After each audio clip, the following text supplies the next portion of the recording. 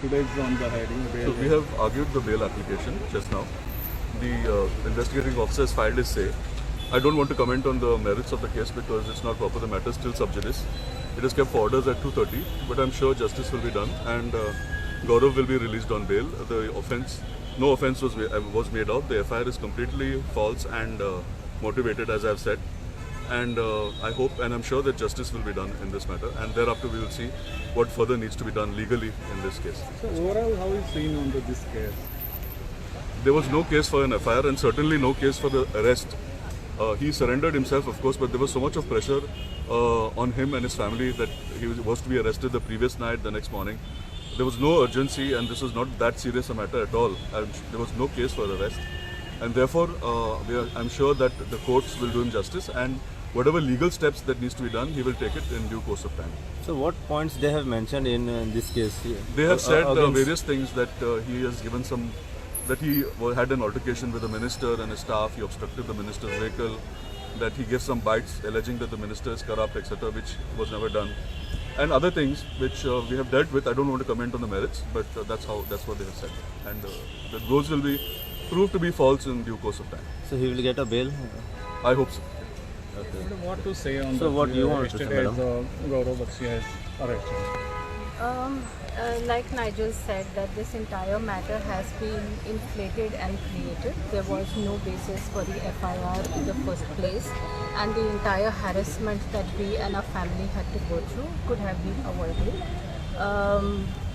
The rest, like yesterday, there were initially the two sections were bailable, and when we came here, we learned that a non-bailable section has been added.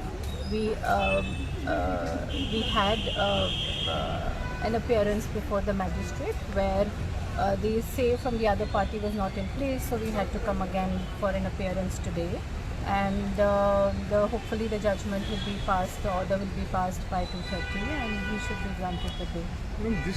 This type of incident is the first time in Goa? I don't think so. This is the first kind of an incident with him. It's always a false narrative that is sort of created around anybody who stands up to say what is not right. At the end of it, you're a government servant, right? If you are obstructing my way, do I have the right to at least say that is what you're doing? I do have that right as a citizen, right? So for everything you make this matter into insider versus outsider, Goan versus non-Goan, and create this whole noise around it, which is completely unnecessary, I think.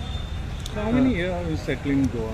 We've been here for 9 years. We've been fighting for all the social causes for Goa, whether it is any of these 17(2) and the other amendments which have been created to land grab and to create all this false narrative.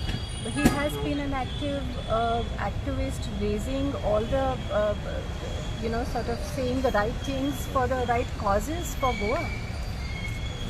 So I don't know why we are being harassed like this. It is completely unnecessary. Madam, whose mistake you think so? Like the minister was faulty, or? I don't want to comment on this. I think it's just an altercation which was sort of exploded for no reason at all, and I would like to refrain from making any other comments. Your good name, ma'am? My name is Rupinder Kaur. Thank you.